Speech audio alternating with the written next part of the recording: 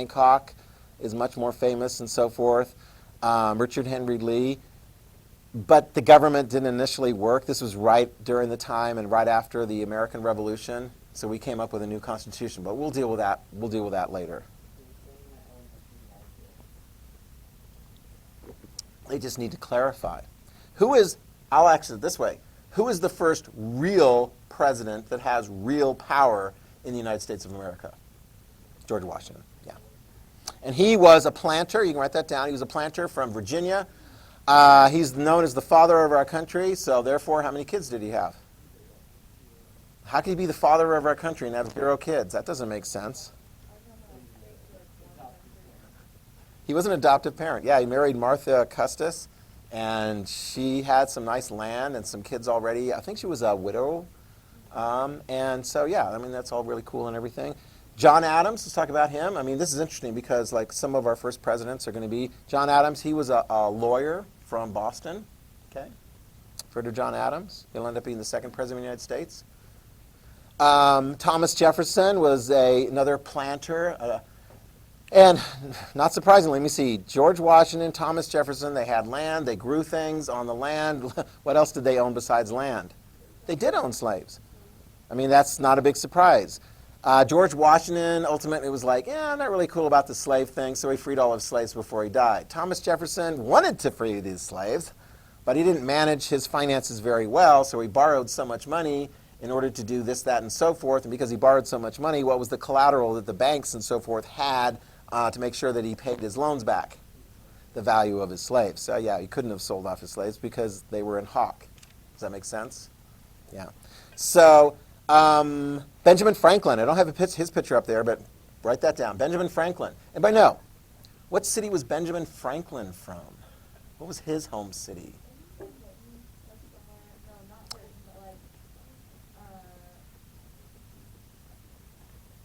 What are you looking at, Vinny? Okay. Yeah, good. I was like, Benjamin Franklin, going back to Benjamin Franklin. Where's he from? He's from Philadelphia. Write that down. He was a printer. He was an inventor. He was a really smart guy. He was a diplomat. By the time we get to the American War of Independence, he's going to be a pretty old guy. He was going to be like one of the key guys there. When Washington was president, Benjamin Franklin was like the first guy in charge of the Postal Department. He was a diplomat during the American War of Independence in France. I don't know, what is he going to try and do, like persuade France to join us? And he did. He was, I don't know if you call him the father of our country, but he did father. He convinced France, we'll see this later on, he convinced France to join us, to be an ally, and that's going to be really, really helpful. He also is going to be a diplomat later on, okay? And so he's going to be very important. But Benjamin Franklin is going to be one that's going to seal the deal as far as getting France to, Thomas Jefferson will go over there. Like invented like a stove and, discovered electricity. And the guy is pretty impressive. Benjamin Franklin, okay? And these are really, really important people in the colonies. But I tell you what, this is what you need to know. And this is a kind of important thing. Because when Britain looked at the colonies, write this down, they kind of looked down on the colonies a bit. So, I mean, if you were like a really top guy from Virginia or Boston or Pennsylvania and so forth, the British, and who were the people in charge in Britain? When we watched Amazing Grace, who were the guys that seemed to have most of the control and most of the power and most of everything that really mattered? Who were the people in Parliament that had those seats? Not so much, because they didn't have too many slaves there. If they had some land ownings and so forth in the colonies, particularly in the Caribbean, they might have had slaves. Aristocrats, write it down. Aristocrats and nobles. But there were some other ones, too. Like William Wilberforce. Was he an aristocrat? No. He got into political power on the virtue of being a successful merchant. Write that down. There were people making a lot of money in Britain selling stuff, selling things to and from the colonies. Merchants. Those are going to be a very important person. William Wilberforce think of it as like new money. They kind of looked down on him. In that one scene where they had like the gambling and so forth, and William Wilberforce had a good hand, and then the prince who was gambling against him, William Wilberforce, he like put his bet down, and then the prince is like, well, can I give you an IOU? And he's like, this is gentleman's rules. You have to play with what you've got at the table. Remember that? And William Wilberforce is like, well, we'll split the pot and so forth, because he's a tradesman, he's a merchant. And then, of course, remember what the thing that the prince brought with him that he put into the pot? Remember that? What was that? A slave, yeah. He's like, I'm going to give you the value. Was it like 25 guineas or something? I'm going to bet my slave. So if you win the bet, you get the slave, Wilberforce. It was very interesting that way. They looked down on them. Write this down. They looked down on them. We see this in a lot of the colonies. The Spanish looked down upon the Spanish colonies. The Portuguese looked a bit down upon the Portuguese colonies. The British looked a bit down on them. I mean, excuse me, but George Washington is a very big deal in Virginia. But his clothes were always just like a couple of 2, 3 years old. His language sounded a little bit more American. He wasn't a complete aristocrat. And in fact, during the French and Indian War, write this down, the British felt that war was won because of us, the British military. And then sometimes they would say, in spite of the colonial militia. George Washington, the head of his Virginia militia unit that was in a battle, they didn't do that well. And so sometimes the British military would look and go, these guys are more of a nuisance than anything. We won the war. The colonial militia were kind of ragged and rough, and they're not all well disciplined and have the fancy, British red coat uniforms and everything. This is very important as you go into this, because, write this down, the war costs money. When you win a war, it costs money. When you lose a war, it still costs money. At least when you win a war, you can, you get stuff. Like here, they got all this land, and they got the French out of there. But they borrowed a lot of money to fight the war. Write that down. The British borrowed a lot of money to fight the war. Yes?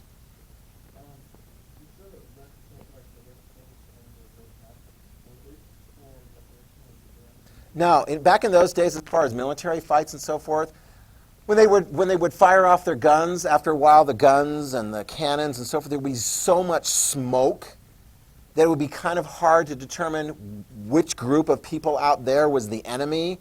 And so if you were trying not to shoot at your own people, it helped if you could identify your people by their uniform. And they had brightly colored uniforms back in those days. Modern warfare, you do not do that now. And in fact, even during the American War of Revolution that we look at, we'll see when the British are marching around with their officers with their really bright uniforms, and you can tell who their officers are because they've got plumage and so forth on their hats. Exactly, that's what the Americans are going to do. The Americans will be like, I think I'm going to take out a general. Pew, pew. Sniper from a tree or behind a fence or something like that. And the British are like, that's against the rules of war. You're not supposed to intentionally shoot officers. Yeah, exactly. I mean, it's like we violate all kinds of rules of war because sometimes when you violate rules of war, you win the war. So, you asked the question about the redcoats. It made sense. That was how that had developed in European fighting because there was too much smoke and you want to identify your soldiers. But after a while, on the American side, a lot of the wars, a lot of the battles and so forth that we fought, we didn't have uniformed soldiers. We had guys that looked like civilians, and then all of a sudden, pew, pew, they would come out with their guns, and dead British people would result. Okay? So now we're getting to the gist of it. This is where things really start taking off. The British are happy they won the war. The colonists are happy they won the war. But there's a big cost. If you're going to have a whole bunch of British soldiers and a whole bunch of British soldiers get on boats with all the equipment and all the uniforms, it's going to cost money. And what do you do if you don't have the money right away? You borrow it. Write it down. The British borrow money to fight the war. Because when do you have to have that money? When the war is taking place. When do you have to have money for college? When you're going to college. Do you have enough money for college right now? Do you have like some saved up? A little bit. How much does college cost? Oh my gosh, yeah, that's crazy. Some of those colleges are really expensive. What are you guys going to do if you need to go to college and you're like, I don't know, I could wait 10 years. How many of you guys want to wait 10 years to get a college education in order to like get a better job? Oh, criminy. What do you do? Student loans. She's on top of this. She's like, student loans. And actually, it's great if you can like get good scholarships, get into good college, get into college and look in there, oh, we want you there. We're not going to make you pay near as much as anything. But you know this. If you don't have the money, you take out a loan. If you want to buy a house and you don't have enough money to buy the entire house for whatever $300,000-$400,000, what do? You take out a loan and you pay it back over time. You want a car. You guys think you're going to be able to buy like your first brand new car, like cash on the barrel, like pay the full cash cost? And you're like, it's nice if you can. I mean, that's a good idea. Yeah, I mean, otherwise you take out a loan. What does Britain do? Write this down. What does Britain do when they're fighting the French in North America? They take out loans. They take out loans from banks and so forth, and they borrow the money, and they buy the equipment, they buy the uniforms, they buy the food, they ship them all over, and they win the war. And then afterwards, they're like, well, then we're going to figure out how to pay for it. All right, now, do you see where this is going? They borrow. The banks are like, we think you can pay this back. Because, I mean, what can a British government do in order to, like, get money? It's like, what can the American government do in order to, like, pay lots of checks during the time of COVID? You could raise your own taxes, but some people are like, I don't know. How many of you guys want to raise taxes in order to pay for all of the checks that are being written to the American people? They're like, no, let's borrow more money.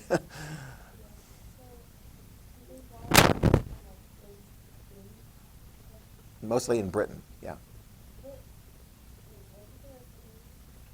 There's a king and a parliament. Well, actually, that's what taxes do. Yeah. If the British government says, hey, British people, you have to pay taxes, what do the British people have to do? Pay taxes. We'll see later on in France, by the end of the 1700s, the French king is going to be like, hey, French people, you have to pay taxes. And the French people are like, I hate you. And they'll overthrow them in the French Revolution, but we'll get to that. I mean, this is a really serious thing. Why didn't they get the stuff for free for fighting a war? What's that? Why didn't they get it for free for fighting a war? Get stuff for free from who? If you're the British government and you need uniforms and you buy uniforms from somebody who sells uniforms, what does that uniform seller want from you? Well, money. Money. Where are you going to get the money from? If you're a higher person in the government, can't you force them to give it to you? Oh, there we go. That's a brilliant option. So here we go. I'm the British government, and here's the uniform store. I need 100 uniforms. Give me 100 uniforms. Thank you very much. I put you out of business. And now I'm thinking, wow, since I took all your uniforms, you have nothing to pay your workers or your suppliers or anything. You're out of business. I need another 100 uniforms. Why is there like a store closed sign in your store? No, it's very interesting. Like in World War II, the United States was fighting a very important war against the Japanese and the Germans and the Japanese and the Germans and Japanese and the Germans. We didn't have enough money to fight that whole war. What did we do? We borrowed. We borrowed. Can't you have a certain group of people that do things for you and you pay small amounts of stuff so that you don't? This is a very good question because when we get to the American War of Revolution, that's going to be kind of the thing. It's kind of like, hey, join the American War of Revolution, fight against the British. We'll pay you off eventually when we win. We'll pay. You're like, it's for a good cause. For a good cause. Yeah, but for a good cause, how much is for a good cause going to put food in the mouths of your children? It's not. They won't have mouths. So here's what you guys need to write down. The British government had a problem because they were in debt. Do you understand that? In debt. They owe money to the people, the banks they borrowed money from during the French and Indian War, and they had to pay that money back. I mean, you could just continue to borrow more money and go, I'm going to kick the can down the road, borrow more money. That's how the United States government operates nowadays. I mean, our debt is going, beep, beep, beep, beep, beep. You guys are like, oh. don't even want to ask how much debt is divided up, how much personal debt you have individually. It's just crazy. But anyway, the British had a solution. You ready? The British Parliament had a solution. And here it is. 1765. So within 2 years after the war is over, the French and Indian War, the British Parliament, right, like all those guys and the House of Commons and so forth, William Wilberforce and all those guys, they passed a law. It's called the Stamp Act. Okay, the Stamp Act. It was a money-raising law. It was a tax law. Okay? And the purpose of this new law to raise money is to pay off the war debt, to pay off the loans for the money that was borrowed so that they could beat the French. Got that? Stamp Act. That's cool. It's a tax law. I mean, they're debating right now in Congress, should we raise taxes on this group of people or reduce taxes or, whatever. Governments do that. They raise taxes, they lower taxes. I mean, yeah. Otherwise, you keep having to borrow money. Eventually, you can go through life and continue to borrow money, borrow money, borrow money, borrow money, borrow money. The banks expect one thing. They're going to be able to pay off those loans. Okay? And if you keep going to a bank and going, wow, I've already borrowed a whole bunch of money and I'll pay it back, I promise. They might not loan you any more money. But governments are interesting because governments have the power to tax. Write it down. The Stamp Act is a tax law. But it's a very interesting kind of a different tax law. And it's one that the British had never done before. Listen carefully to this detail. Here is what happens with the British Stamp Act. It's passed by the British Parliament, made up of British members of Parliament from Britain. You're like, really? How many ways could you say that? They're British and they're from Britain and they're like British and they're in London and yeah. Well, who do they collect the money from? The North American colonies. The Stamp Act is a tax on the North American colonies, on all 13 of them. Are you write that down? The Stamp Act is a tax on the North American colonies. Yeah, the British government passed the law. Yeah, but where is it being carried out? In the North America, in the British colonies in North America. Yeah, wait for it. You're a little bit ahead of the game by calling it the United States. That's what's going to happen ultimately. 1765. Okay? Here's the response. I mean, the British are like, and understand this, the British are like, well, of course the people in North America should have to pay taxes to pay for the war that they benefited from. As a result of the British Army coming in and all of the money that had to be borrowed for the British Army to beat the French and to beat the Indians, who benefits? The colonists benefit, right? I mean, if you go out with your parents and they're like, are you hungry? And you're like, yeah, I'm hungry. Can I order some food? Yeah, I can order some food. And then you order some food, and then your parent looks at you and goes, well, are you going to help pay for that? And you're looking at them like, wait a minute, you're my parent. Don't you pay for everything? Have your parents ever asked you to pay for some of like a meal? Especially if you're like, I'm making money now. Shh, be careful about that.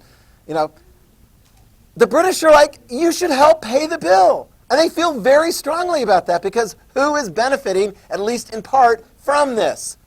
The colonists. They feel very strongly. You're benefiting from it, so why should the people back in Britain pay all these taxes to help you over the American colonists?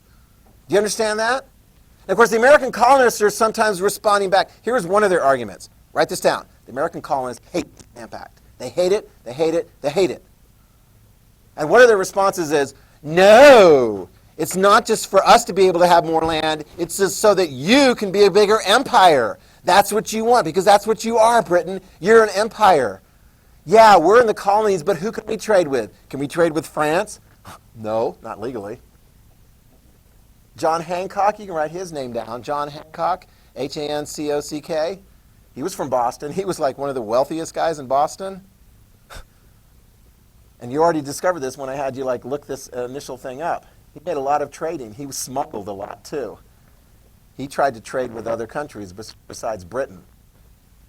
Because if you're in the colonies, do you want to trade with other countries? Of course you do. But what does Britain say? No.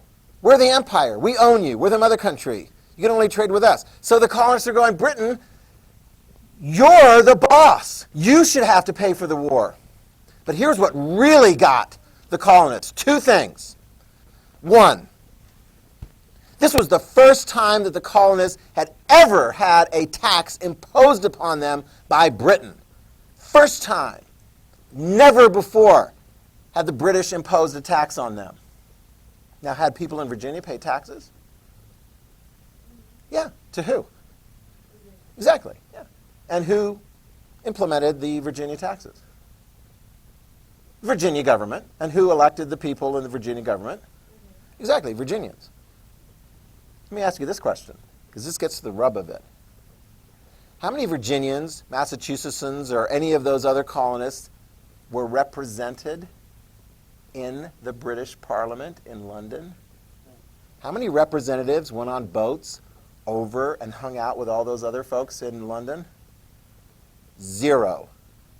Write it down. Here is a slogan, and some of you guys have heard this. This is a slogan from protesting colonists. Taxation without representation is tyranny. I'll say it again. Taxation, as in like the Stamp Act, without representation, without colonists being able to send people over to debate and hang out with William Wilberforce and all those other people and engage in the debate, is tyranny. It's anti-democratic. It's like a dictatorship. And the colonists are furious at that. Bless you. Yes. The colonists don't like that. They think it's so unfair. You know what? If the British had just listened to this back in those days and said, okay, fine, sure, send some guys over in boats. They'll come, they'll participate in the discussion, the debate. After we have the discussion, the debate, we'll have a vote. And whatever the majority is, bingo, then you have to pay. I mean, seriously, we might not have had an American War of Revolution if the British had just given way on that point. But they didn't. Well, at least they didn't for very long. Okay? Thomas Hutchison, write down his name. You can see that on page 2. Do you see Thomas Hutchison? Okay? Starts on the second line, goes into the third line. He's an interesting guy. He lives in Boston. Okay? He's one of the local judges. In fact, he's the Chief Justice. He's a very important person in that government system in Massachusetts. And he says, I don't think the Stamp Act is a good idea. He actually says it's not a good idea. Although he will later on work for what the British government is trying to do. But he gives this information. He's like, I don't think this is a good idea. Yeah. Massachusetts. He's the Chief Justice in the Boston area. Okay? George Washington says this is terrible. Yeah, go for it. George Washington says this is terrible. We need to assert our rights, otherwise we are submissive. We're like how the British treat the Irish. Or we're like how the British treat slaves or children. Or back in those days, this half of the population couldn't even vote and didn't have too many legal rights as well. Women. And so this is terrible. We need to put up a stand. And so what happened? Throughout the colonies, the local legislatures are getting together and they're passing various different complaints and they're petitioning and they're sending messages back to Britain going, stop it, stop it, stop it. Well, I tell you what, in one particular colony, they do things a little bit different. It's the colony that is known for the Patriots. Which colony would that be? Boston, Massachusetts. Because in Boston, they do things a little differently there. They do a little thing called tarring and feathering. I don't know if we have time enough. We don't have time enough for today. I'll play that clip the next time. But let me just describe it. Write this down. Tarring and feathering. They will take tax-collecting officials from the British government who were sent to collect on the Stamp Act, and they will intimidate them and say, basically, you're not going to try and do this job, are you? All right, so some of them will run away. If they actually do try to do the job, then they'll take it one step further. They will grab hold of these men. They will take tar that is hot, because you've got a lot of ships in the Boston area, and you've got to seal up the tar so that the planks don't leak. They will take the tar and they will dump it on the tax collector. And then they will put feathers on them and they will parade them around town. Sometimes some of these guys do not survive. Yeah, that happened. We'll show you the visuals of that next time. It's pretty remarkable. Tar and feather. Okay, wipe down your desk and then you guys head on out of here. Okay?